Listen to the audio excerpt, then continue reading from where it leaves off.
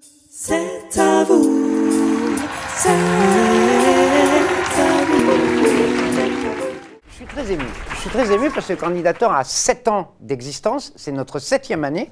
C'est la première fois, évidemment, que nous sommes diffusés à la télévision. Mais il y a 6 ans, quand Candidator a démarré, nous n'étions qu'une scène ouverte et nous avons rencontré beaucoup d'artistes. Et il s'avère que parmi ces artistes, certains ont fait carrière derrière et nous avons toujours su garder des contacts avec les artistes. Et celle que je vais vous présenter maintenant, nous nous adorons. Nous sommes souvent croisés. J'ai toujours dit qu'elle était la Julia Roberts de l'humour. C'est une vedette de stand-up et d'humour maintenant qui cartonne en ce moment à la Comédie de Paris, qui a joué à Dubaï, un peu partout et qui va faire d'ailleurs une tournée à nouveau dans le monde entier. Je vous demande d'applaudir mademoiselle Bouchra Beno.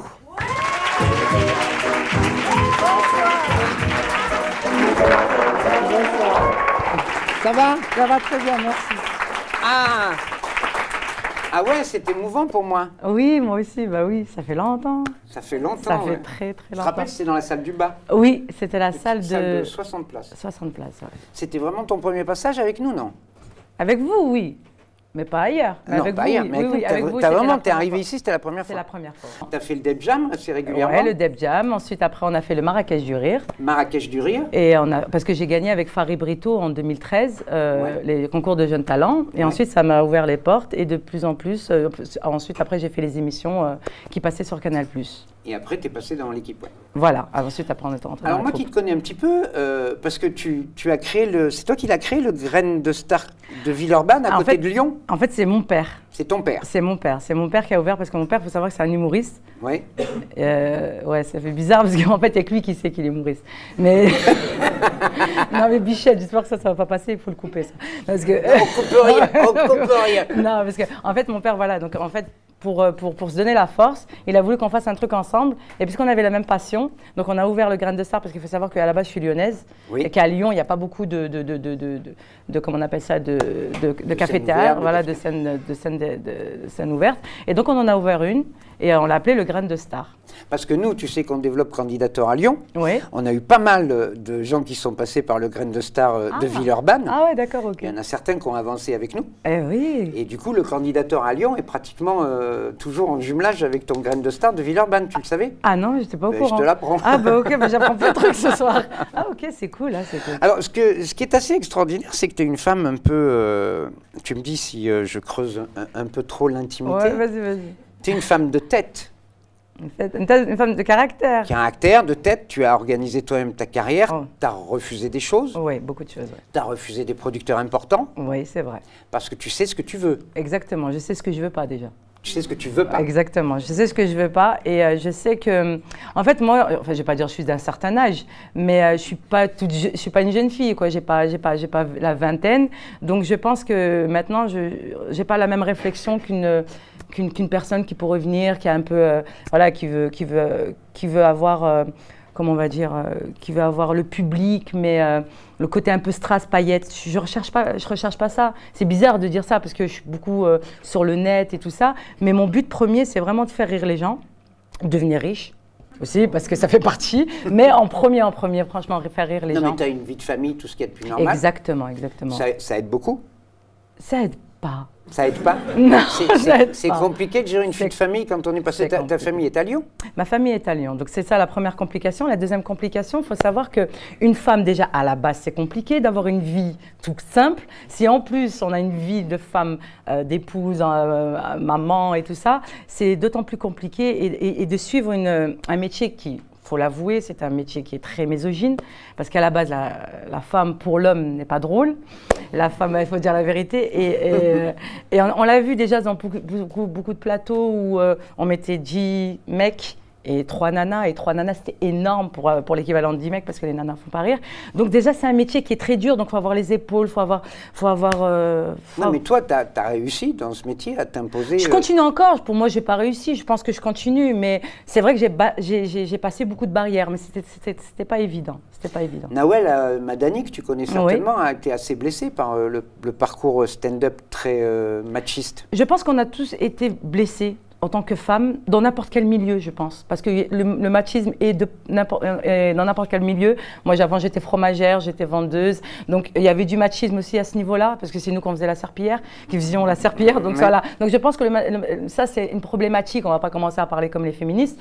C'est une problématique qu'il y a dans n'importe quel métier. Alors, d'autant plus dans le métier d'humoriste, je pense au milieu du rap aussi, au milieu d'humoriste, c'est vrai que c'est pas trop une place pour les nanas. Enfin, pourtant, il y a de plus en plus de femmes qui font rire. Nous, on en croise de plus en plus. Mais à la base, elles font rire. Elles sont marrantes. On est bien d'accord. Mais il y en a de plus en plus sur scène. Et il y en a de plus en plus sur scène parce que je pense qu'on nous a laissé ce truc extraordinaire qui s'appelle Internet. On nous a laissé cette chance de pouvoir montrer notre talent sans être obligé de passer par tel ou tel mec, producteur ou personne qui puisse nous mettre, comment on appelle ça? Internet, ça a vraiment changé la donne. Ça ne change pas la donne, c'est juste, c'est une ouverture pour pouvoir exprimer sa personnalité et son humour, sa façon, son talent pour chacun. Je pense que oui, Internet, ça a été une très grande porte parce que si on n'a pas Internet, aujourd'hui, pour pouvoir passer dans les médias, on sait très bien que c'est un peu compliqué et il faut du temps, faut aller passer des soirées un peu, voilà, un peu parler avec un tel, siroter un verre et tout. Bon, moi, j'en ai rien à foutre, j'aime pas ça. Oui, donc c'est d'autant plus libérateur de laisser le public choisir. Alors, tu joues un peu à l'étranger, oui. Tu vas y être appelé, tu es allé jouer à Dubaï. Dubaï, mais c'était en français. Hein. Oui, tu as joué en français, mais c'est quand même un autre public. Ouais. Il se trouve que ton humour est universel, en fait. En fait, moi, j'intègre beaucoup de mimiques, et puis je raconte des choses qui sont quand même très lambda. Hein. C'est la nana, la vie de couple. Tes cheveux, toujours? T'en parles toujours? Ouais, j'en parle. Pourquoi? Parce qu'on m'en parle tellement, alors que je suis obligée de la creuser dans le truc. Mais j'y porte vraiment beaucoup de dérision, puis ça dure pas longtemps. Mais oui, j'y porte quand même. Je l'amène autrement, et j'y porte un peu de dérision. Mais sinon, à la base, je parle des choses. J'ai pas inventé l'humour, c'est juste ma vision à moi de l'humour qui est la vie de couple, avec les enfants, ma jeunesse, mon rapport avec les gens. Mais ce qui est marrant, c'est que, c'est le cas de le dire, c'est que tous les publics s'intéressent à ce que tu fais. Tous les publics, je sais pas, mais il y en a un peu plus chaque jour et ça fait plaisir. C'est très familial en fait. Très familial, oui. Je pense parce que je pense que je raconte des choses qui sont toutes simples. C'était peut-être pas le cas à l'époque du Jamel, il y a une maturité qui s'est installée? Je pense, oui. Je pense qu'il y a eu un travail. Ça fait 5 ans que j'ai intégré ce métier au Jamel Comedy Club. Il faut savoir que c'était la première fois que je suis montée sur scène au Jamel Comedy Club, c'était la 2e fois de ma vie que je suis montée sur scène.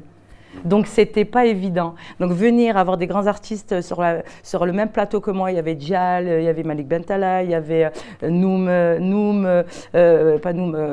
il y avait aussi, comment il s'appelle, Chinois Marrant, Boone, et on était tous sur le même plateau, alors que moi, j'avais juste, je pense, de la fraîcheur et un peu j'avais du potentiel, mais j'avais pas encore les épaules, j'avais pas encore la maturité professionnelle. Est-ce que c'est la femme, la mère J'étais déjà mère. Hein. Oui, mais est-ce que tout ça, l'âge, tout ça a fait en sorte que ton humour, c'est...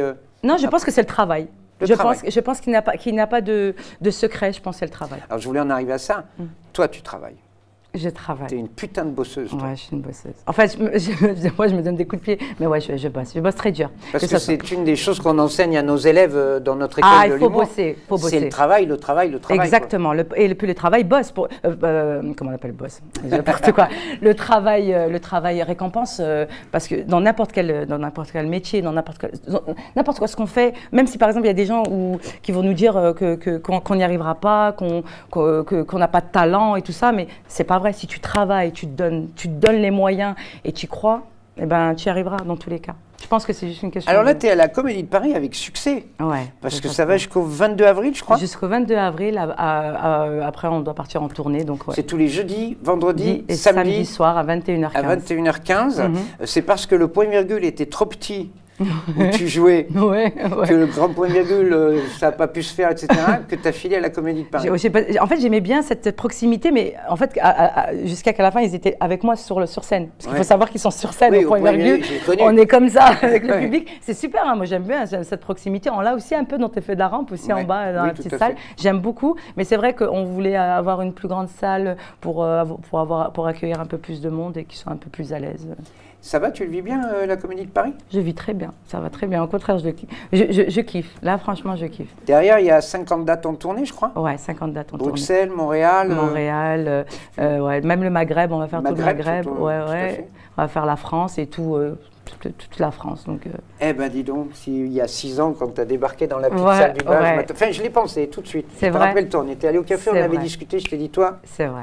Donc, je suis ravi de te retrouver ce soir. Moi, je suis ravie. Tu vas découvrir des jeunes talents. Eh ben, j'ai hâte de voir ça. On t'a fait un petit programme exprès pour toi. Tous les styles sont mélangés. Cool. On se retrouve à la fin. Très bien, avec plaisir. Il ne s'agit pas de juger. Tu diras simplement quel moment tu as passé avec nous. Tu t'exprimeras. Il n'y a pas de souci, avec plaisir. Merci beaucoup. Merci à toi, René. Merci à tous.